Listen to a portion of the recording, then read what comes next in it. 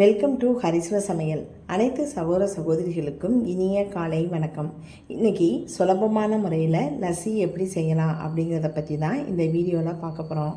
அதுக்காக ஒரு சின்ன மிக்சி ஜாரில் 200 ml டம்ளரில் அரை டம்ளர் அளவுக்கு கெட்டி தேர் எடுத்திருக்கேன். இதனுடைய 2 டேபிள் ஸ்பூனு கோபுரமாக ஜீனியும் போட்டுக்கலாம். ஏன்னா 2 டம்ளர் அளவுக்கு தான் லஸ்ஸி செய்கிறேன். தேவையான அளவு கொஞ்சமாக தூள் உப்பும் ஐஸ் க்யூப்ஸ் ஒரு 4 பீஸும் போட்டாச்சு. இப்போ இதனுடைய மூடியும் போட்டு இதை அரைச்சிட்டு வந்துடலாம். இப்போ பாருங்கள், அரைச்சிட்டு வந்தாச்சு. இதை 2 டம்ளர் அளவுக்கு நம்ம பாதி பாதியாக ஊற்றிக்கலாம். ஃபஸ்ட்டு ஒரு டம்ளர் ஊற்றிட்டு மீதி உள்ள பேலன்ஸை அடுத்த டம்ளருக்கும் ஊற்றிக்கலாம். இதுக்கு தகுந்த மாதிரி தண்ணி ஊற்றணும்.